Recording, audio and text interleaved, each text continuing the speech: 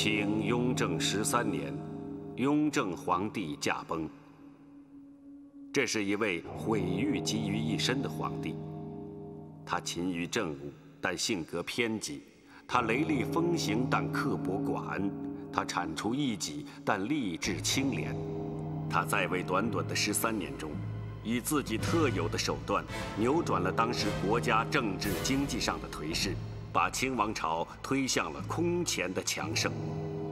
鉴于历代王朝的教训和自己的亲身经历，为避免储位之争的悲剧，雍正生前创立了著名的密诏立储制度，也就是生前不立太子，将立储的诏书密藏于乾清宫正大光明匾额后面，驾崩之后当众开启。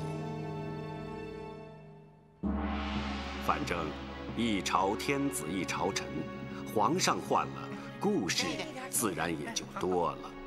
快点，快点！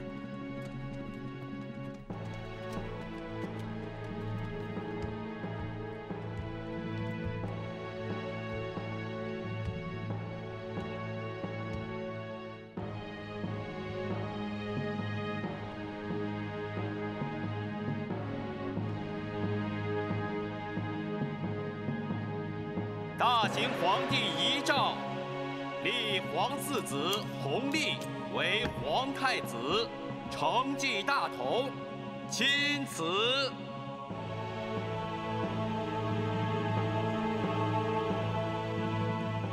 这位乾隆皇帝，无论施政方针还是性格做派，和他的父亲是完全不一样的。日后看来，也确实如此。不过，当时能看出深浅的恐怕不多，但天底下聪明人总是有的。比如在康熙、雍正两朝官场上打滚多年的李卫，这位原来不按牌理出牌的小混混，已经变成了玩世不恭的老顽童。对上一个相信自己比天下的任何人都聪明的少年天子，这君臣二人注定要有些扯又扯不断、理又理不清的故事发生。有上谕，着内阁拟旨，傅恒、尹继善、纳钦入军机处行走，钦此。上谕。河南巡抚田文镜回乡养老，两江总督、闽浙总督、山东巡抚、安徽巡抚再拟人选，由内阁军机处复议，钦此。等等，还有个直隶总督呢，那可是个要缺，你怎么没提到？是不是给忘了？乔爷说的，咱天天跑来跑去传旨，还能给忘了？看来这个李卫人缘混得还真是不错呀。此人大字不认一个，也就是遇到先帝，用人不拘一格。可开缺的人里怎么没他呢？天知道。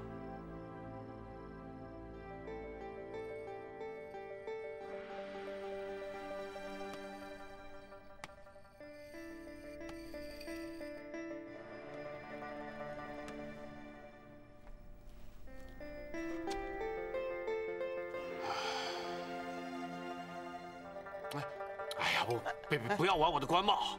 去！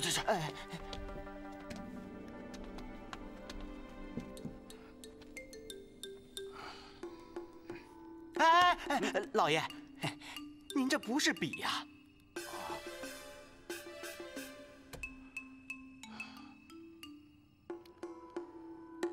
老爷，您要写折子啊？还是叫满师爷来吧。词字怎么写啊？哪个词啊？唱词的词啊？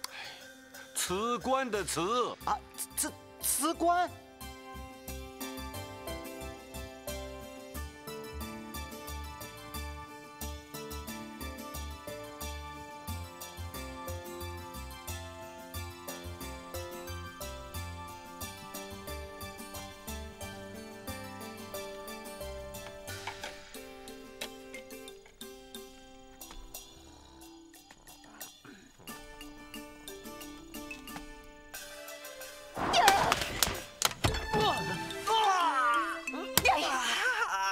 爹那些好东西怎么不往你身上传？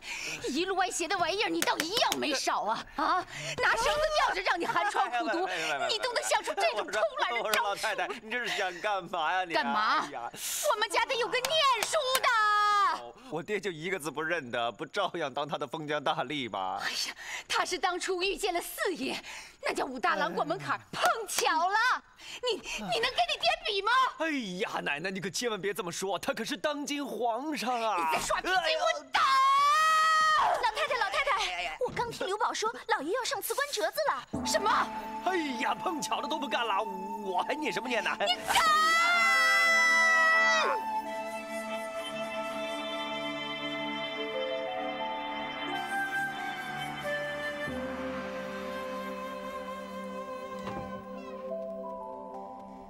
老爷，满师爷来了。姐夫，你要上辞官折子了？是不是太急了？到现在为止，还没看到什么动静呢。对呀，会有的。如今的这位宝亲王不，得改口，皇上。当今的这位新主子，在雍底，我可算是看着他长大的。别人不知道，哼，我可知道。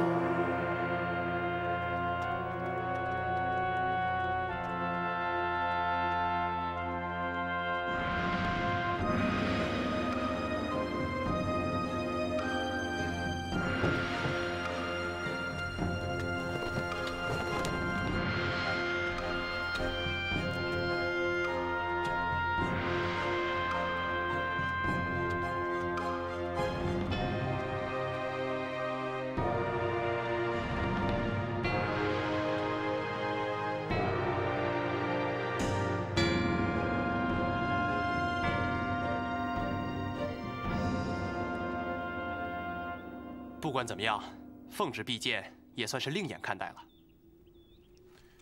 你以为我真的爱进这个门洞子？外省的好几个督府都已经换人了，就连田文镜都下来了，那可是为先帝立过大功的。折子给我。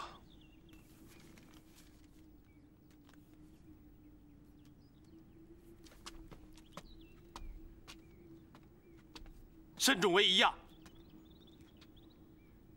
我看着办吧。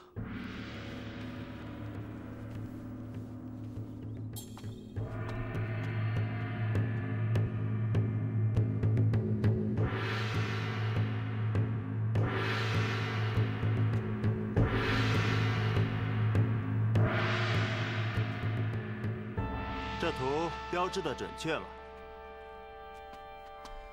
这是钦天司礼藩院牵头，费时半年绘制的，还请了几个比较有经验的西洋人。还要再大些才好。皇上是说这图不够大。我是说这大清的疆域，如今国势日趋鼎盛，若无开疆拓土之功，广服四海之地，对不起列祖列宗啊！禀皇上，李卫奉旨觐见。哼，正唱大风歌，就来了江守之臣。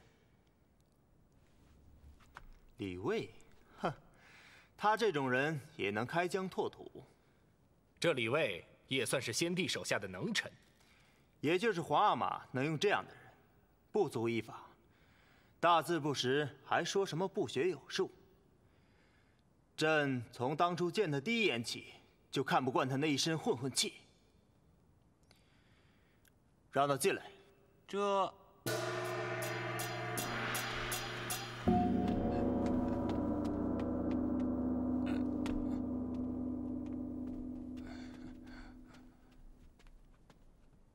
臣李卫恭请圣安。你也有把岁数了，起来说话吧。谢皇上恩典。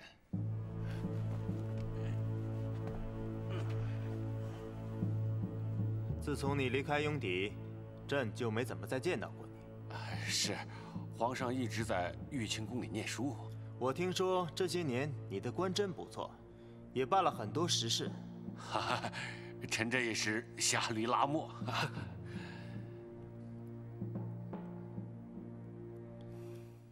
朕一向是顾念老臣的，特别是像你这样伺候过2代主子的老人。臣这心里跟明镜似的。可是很多事情也由不得朕呢。是。你这个直隶总督，怕是要动一动了。臣已经……怎么？你已经知道了？先帝和你提起过？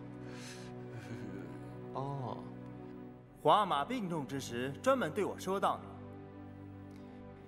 大秦皇帝说，在他身后要朕对你降3级留用。现在看来，这也是遗诏了。你听明白了吗？啊！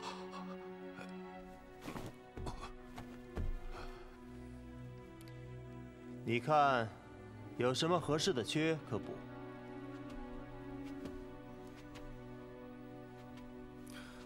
吏部昨天送了单子，顺天府丁忧回籍。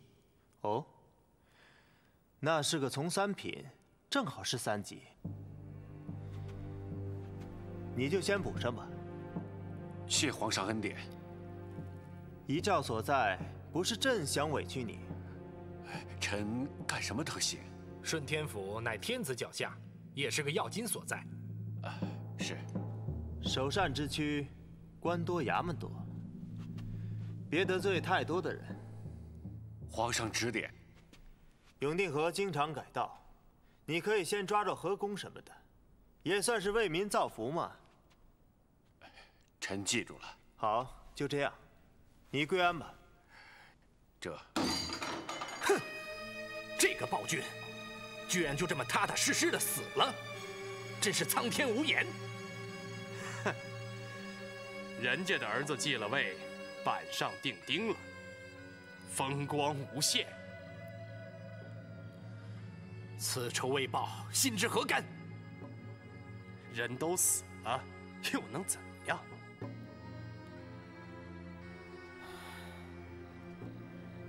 阎王不在，还有小鬼。反正我要见见血。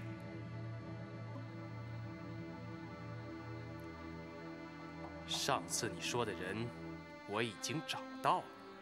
身手怎么样？是个角色，可就是要价不菲。哼，家仇在身，钱算个屁！这个拿去，他们看了就知道。告诉他们这是定钱。什么？这没犯错，凭什么降3级呀？这不恶心人吗？得说道说道去。走。哎，老太太，您别去呀！你姐夫呢？去衙门里交割差事去了。怎么？他还真给什么吃什么？他那个辞官折子呢？你不是给他写了一份吗？是写过一份。那好，来人呢？在。给我开中门，放炮。哎，等，你要干什么？摆折子辞官，这事我做主了。听见没有？插炮碾子去！是。哎，等一下，哎，老太太，咱们有话慢慢说呀。哎，我们说句自家人的话，这个时候你可千万别添乱。什么叫添乱？这叫骨气！平白无故的降3级，干什么？诚心搓磨人呢？我这儿子也是越活越回去了，以前挺有血性的，人家不喜欢，死赖着干什么？递折子，不喝这壶了还不行啊？哎，行，咱不喝了啊！来，你先进屋，来，你先坐。小满，这降3级留用啊，是先帝的遗诏。那又怎么样？别看一个降3级留用，这里面不少玄机呢。我看不出来。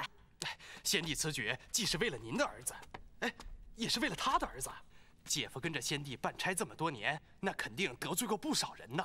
来个连降3级，先可以躲过树大招风的麻烦。表面上看上去是无过受罚，其实啊，这可是最好的保护啊！干脆不干就完了。哎，别忘了，人家还有自己的儿子呢。皇上毕竟年轻，初登大位，水深水浅的，谁也说不准呢。不留几个像姐夫这样老马识途，能在浑水里趟一趟的老臣，真要有什么事儿，手往哪伸都不知道啊！还真让他想全了。哎，这啊就是帝王心计，可不是你那一点小心思。你都跟你姐夫说了？还用我说呀？姐夫当时就明白了，其实他们君臣之间真的是相知甚深呐。哎呀呀呀呀呀呀呀呀呀呀呀呀！一马离了西凉间。你抽什么风啊你？破烂的保定府是不行的，繁荣的顺天府是美好的。你给我听好了，你爹可不是玩去的。你要是瞎捅娄子，你爹揍你啊！可别找我。哼。得令。嘿，锵。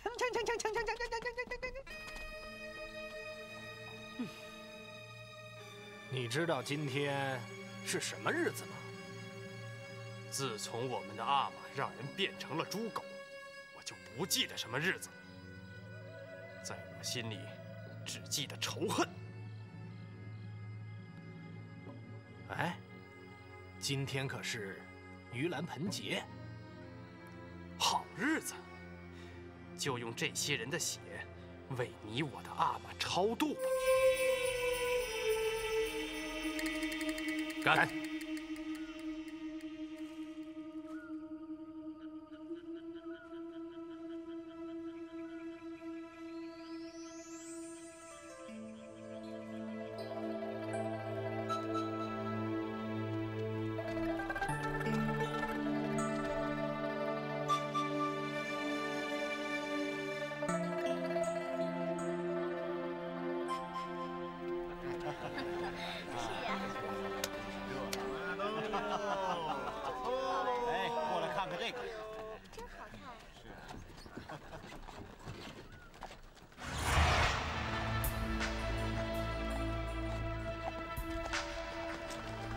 哟，这位爷，您看灯笼啊！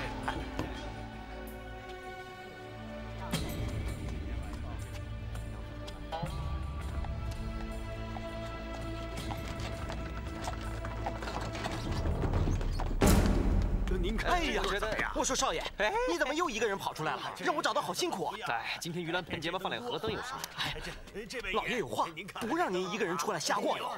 我爹不是没在吗？不是，那也没走多远呢。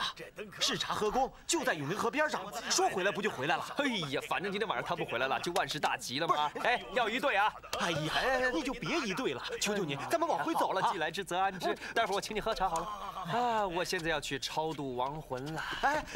你还是先超度我吧。这位爷都拿我佛慈悲。就再拿他一顿啊！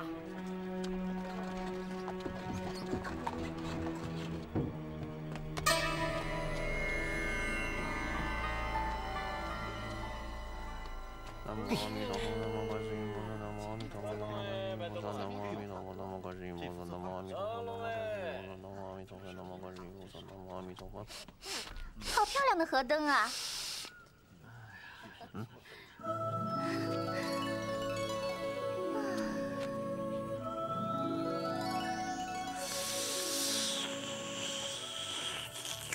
哇！海军进去了。啊！哎，少爷，少爷，哎，往生咒念完了？完了，完了。哎，他是谁呀？海兄。啊，嫂夫人，你好，你好。怎么姗姗来迟啊？哎呀，过节人多走不动啊。哎呀，几日不见，令爱出落的那句话怎么说来着？这个沉鱼落雁呐。行了，这没有墨水，别拽文了。以前见过，叫什么，忘了。好像在宗人府管刑狱的，不过好久没见了。哎，那时候雍正爷还在啊。哎呦，拿着拿着啊，我进去看看。哎，少爷，没给钱就想拿，不要了，还你。真是的。哎，这位爷，这位爷，您几位啊？哎，你知道这个什么？这哪儿的景致好一些啊？啊，这间。哎呀，河上的夜景啊，一览无余。来，请坐。坐。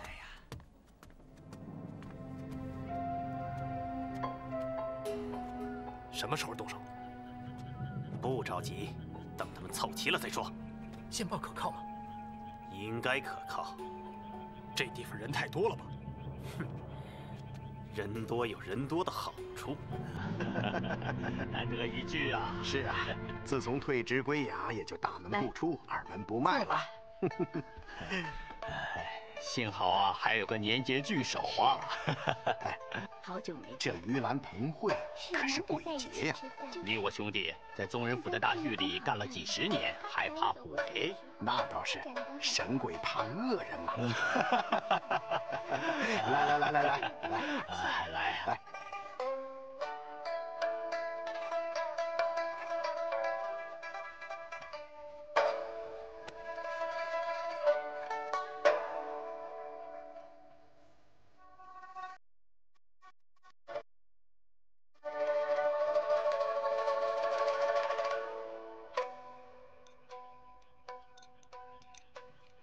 好了，就过3旬之后，咱们也去放放河灯啊！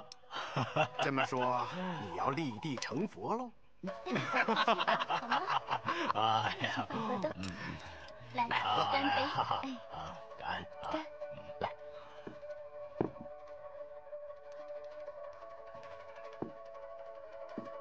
来，多吃一点啊。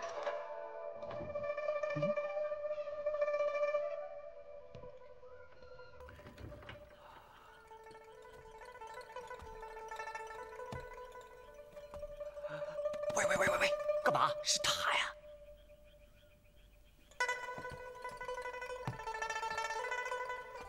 去呀！哎呀，去呀！快！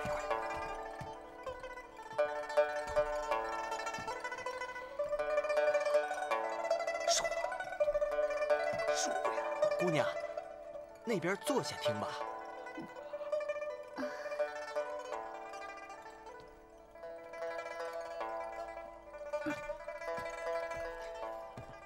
怎么那么笨呢？我说了嘛。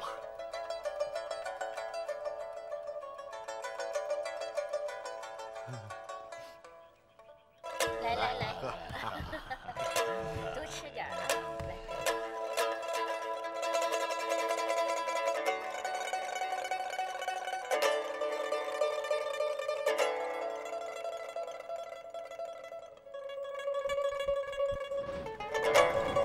这个菜味道不错。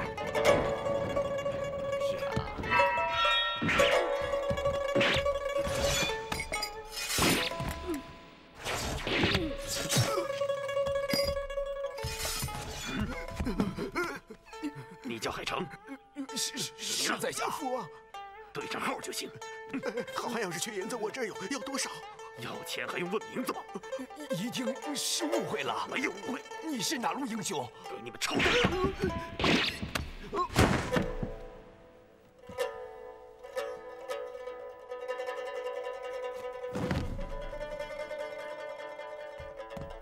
还有没有活口？都死光了，一个都没有。好，走。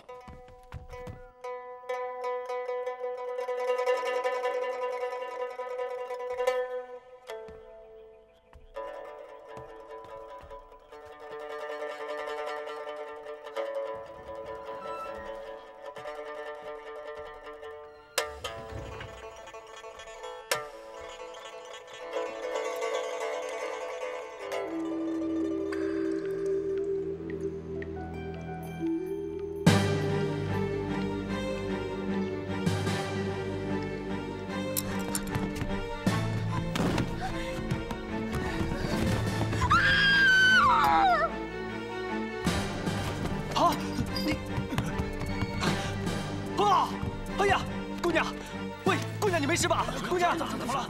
出什么事了？哎呀，杀人了！少爷，快走！哎呀，他没死啊，还有气的，这地方留不得。哎呀，不能见死不救啊！哎呀，少爷，快想办法，弄不好杀手还在附近呢。哎呀，让我们先找个地方安置一下，不能让别人看见啊！哎呀，算我怕了。快扶他走！快呀！杀人了！哎呀，就是他！我是顺天府的，在旁边找间房，千万不要让人看见他。巡街的来了！快点！哎呦，快来了！哪儿啊？就是他！对，就是他！这人流血，在场嫌犯一律拿下。喂，我冤枉的！走，喂，他杀的！我刚才看见了，就是他呀！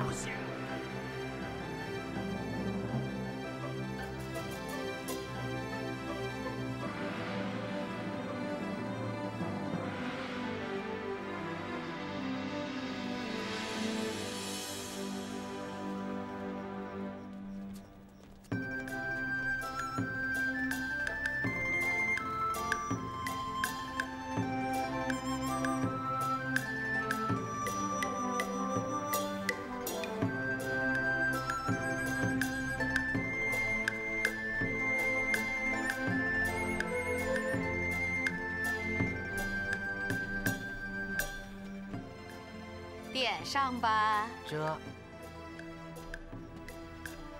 点亮河灯。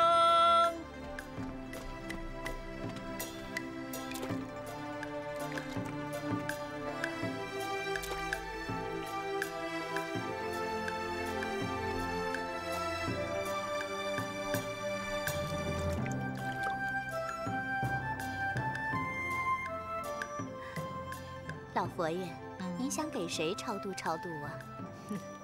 咱们是天家，哪能只为自己呢？就是放河灯，也应该惦记着为天下众生才对。瞧瞧，这才真是老佛爷呢。皇上呢？哦，还在前边忙着呢。我们这位皇上啊，也跟先帝一样，是位勤政的主子。他是个有志向的人，每每跟我说，在他的手上要把咱们大清治成太平盛世。那是一定的。启禀老佛爷，皇上过来给您请安了。好。皇上，皇上，给额娘请安。来，都等着你呢。老佛爷说了，要点灯为天下的亡灵超度。对呀。那儿子就先点一盏吧。好。皇上放灯，放灯！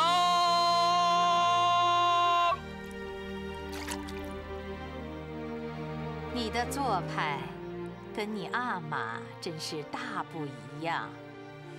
我想效法圣祖，成为一代人君。儿子眼下就想做一件事。哦。当年皇阿玛和8叔9叔不和，圈禁了他们，不仅废了爵号，还给他们改了名字，把允祀允堂改成了阿奇那塞斯黑，猪和狗的意思。我想让宗人府撤掉这2个名字，以本名记入宗牒，恢复他们的爵号。他们已经死了。8叔9叔都有后人在，我已经查过了，他们各有一个儿子。让他们袭个爵，给个辈子衔，也算是认祖归宗吧。你阿玛跟老8、老9他们斗了一辈子，不是你死就是我活。儿子知道。当时你还小，我可是记得真真的，就像昨天的事儿。那根本不是什么兄弟，那是仇人。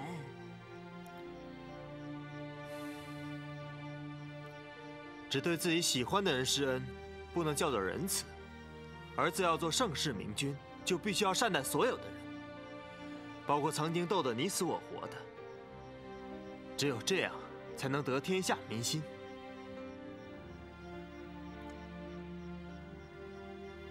唉，夜凉了，我得回宫了。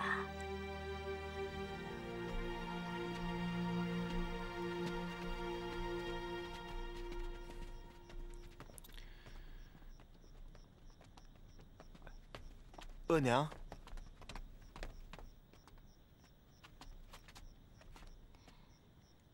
天下是你的，大清的日后也是你的。我心里不愿意你这么做，可是我不糊涂。你想做什么就去做吧，这死人总不该挡了活人的道，是不是？谢谢额娘。太后起驾回宫。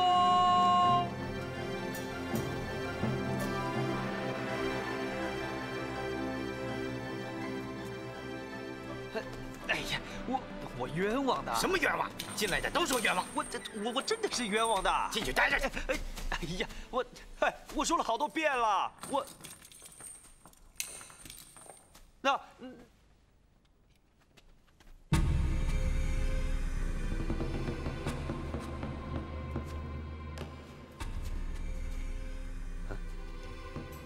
你好，你也好，大家好。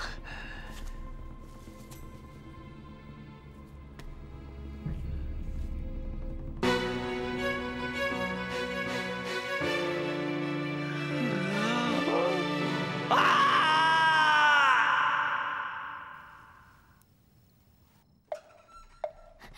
太，外面出事了。什么事儿都等会儿，没看我念经吗？是少爷。怎么了？说是让人给锁去了。让谁呀？城里的巡防衙门。听刘宝说，少爷一个人到什刹海去逛灯会，碰上一起杀人命案，不知道怎么回事就给裹进去了。谁让他出去的？他自己呗。这小兔崽子说着说着就闹事儿，拿上老爷官房，让巡防衙门把人立马给放了。哎，您忘了，老爷说过，任何人不许擅动官房。那就告诉他们，他是顺天府李卫的儿子。哎呀，老爷也说过，任何人不许用他的名义去办事，这是老规矩了。哎，那怎么着啊？真让我孙子在大牢里这么锁着？哎呦，您着什么急呀？我觉得是不是应该派人把老爷给找回来呀？那还站着干嘛？快去呀！哦。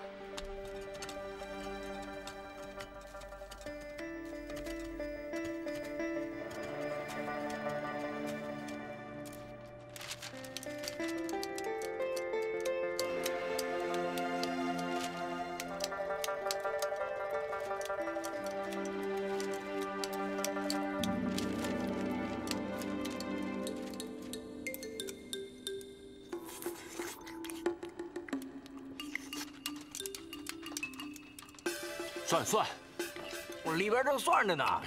大蒜。哦，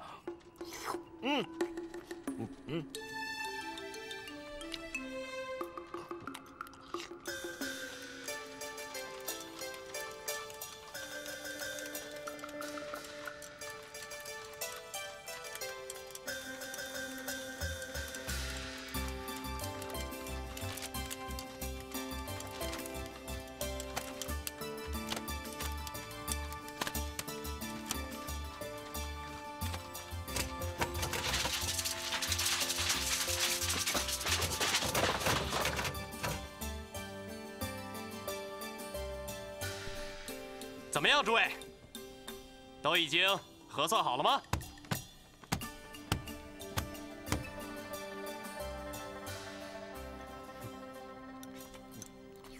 姐夫，前面的账已经算好了。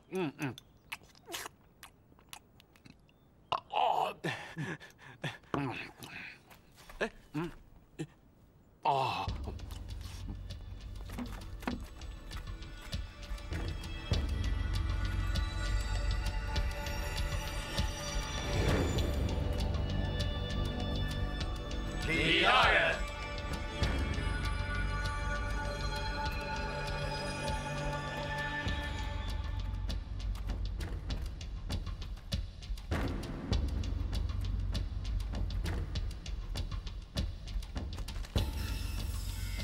嘿嘿，不错，和这边核算的钱数居然1两不差。天子脚下，不敢胡为。不错，不错。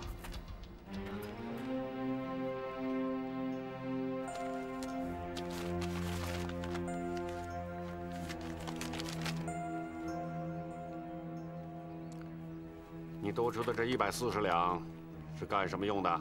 回大人，去年衙门山墙倒了，用了点儿河工上的备料修山墙，今天补上。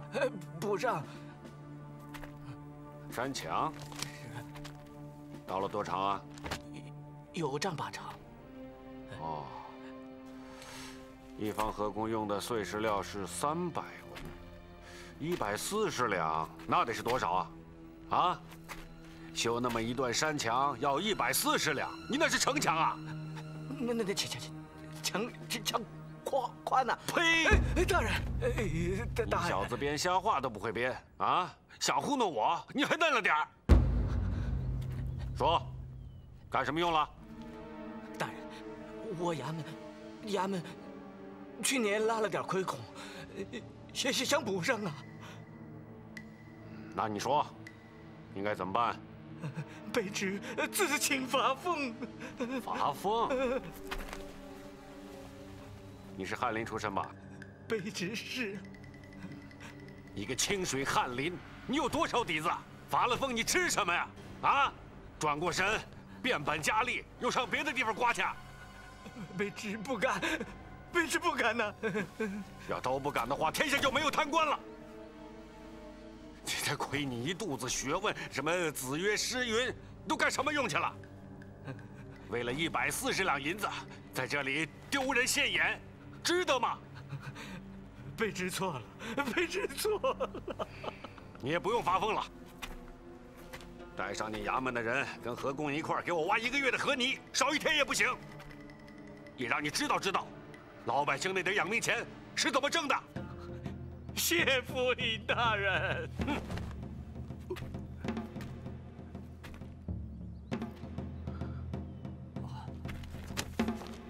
大人，请过目。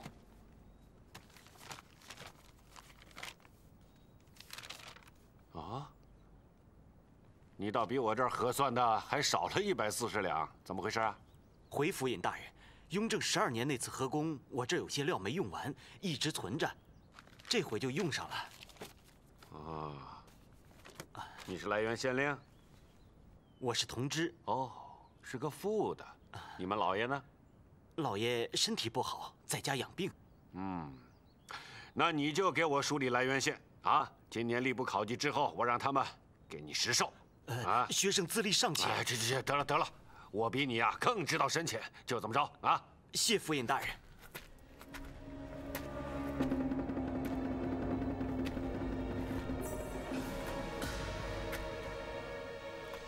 这位爷怎么称呼啊？在下德茂，就称巡防。哦，好，快！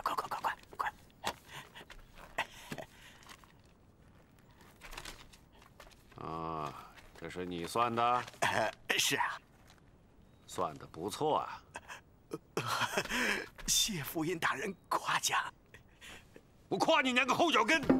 你不就管那么几里护城河吗？啊，就算重新挖一遍，满打满算也就7000两的用项，你弄出了12000两啊！不是，我，你干什么？你往河里丢金子？不是，回大人，在下到任不久，都是我那儿的师爷算的，师爷算的。哦，感情你们巡防衙门是师爷当家呀？不是啊！呀个呸的！你刚到任你就敢这么狮子大开口，以后还不得刮下3尺地皮呀？大人，我是大人在。大人，哎呀，大人，现在在这儿。不是，大人。什么事儿啊？少爷让巡防衙门的人锁去了。什么？各位，今天就到这儿。李大人希望各位回去严谨办差。我们顺天府可是拱卫京畿之所在，切不可有半点闪失。好，散吧。散了。德大人，请留步。我们后面说话。请。哎呦，大人息怒，属下错了，都是我那帮吃里扒外的师爷，欺负属下刚刚到任，不明就里，给属下算了笔黑账。行，这件事啊，先这样。府尹大人也知道你刚刚到任，是这场面未免不轻。你呀，回去好好调教你的属下。是，您毕竟是一府正堂，不能听别人摆布。是，这李大人留下你啊，是有别的事情。昨天晚上，你的地面上出了起命案，啊，是那个，在哪儿？是上海河沿。有好几条人命，这大庭广众的，惊扰甚大。你赶快回去查清楚这件事情，尽早结案。是大人，我一定立刻回去调集最好的人，尽快复命。好了。好，告辞大人，告辞。小满。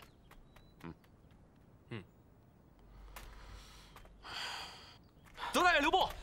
德大人，昨天晚上在命案现场，您手下的差役抓了一个人，现在呀就押在贵府衙门。好，我回去以后马上提审，一刻不耽误。哎呀，自然应该不是嫌犯。有早没早，我先打他3竿子再说。他是府尹大人的儿子。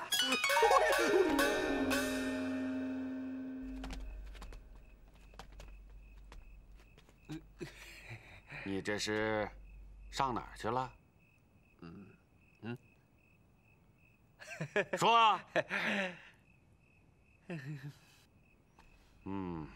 不错啊，真够体面的。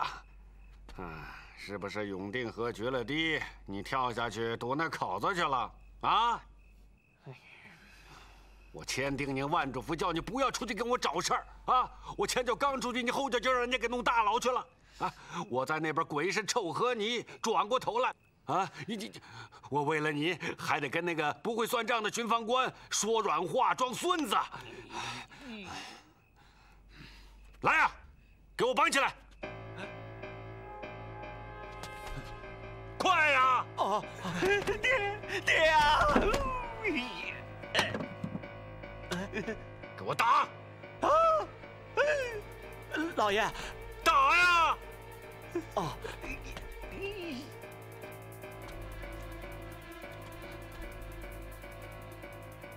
少爷，你可别怪我。哎，你打不打呀？哦啊！我有话说。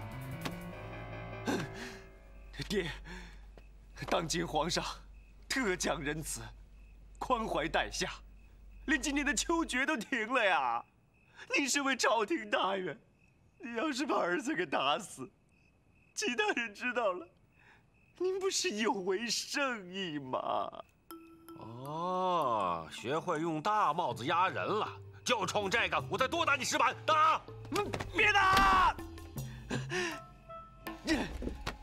爹，不教而诛，失其道义。你说什么诛啊？少爷说的是不教而诛。哎呀，是猪都会叫，不会叫的那是死猪。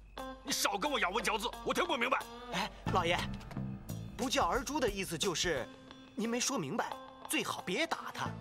哦，那我现在就跟你说明白。你爹这官啊，当得不容易呀！要不是冲着雍正爷，我早就拍屁股走人了。现在从皇上那算起啊，不知有多少人恨不得有个坑让我掉下去，所以我更不能让你以这号的给我添乱了。爹，你怎么变成这样了？什么？你为什么变成这样啊？我爹一向不畏权势，我行我素，立位这个名字，所有贪官污吏听到就闻风丧胆。如今你真让我痛心啊！好了，不用你夸我，你夸我，我照样打你。来！啊！喂！哎呀！你给我慢着！你降了3级就拿我孙子练手啊！娘，你来干什么呀？我也添乱是不是？他娘走得早，你就这么一个儿子，打死了他，你就绝后了。哎呀！你看看他这副德行啊！我一转眼的功夫，他已经在大牢里转了一圈了，不打能行吗？你不说你收拾你帮狗屁官，一个比一个笨啊！你打你儿子，我就打我儿子。奶奶，你可千万别怪我爹啊！我爹也不容易。我死之后只有一个要求，就是每逢春秋祭日，求爹带我到我娘坟前多多祭扫，千万不要因为我的缺席而影响到王母的孤寂呀！行了啊！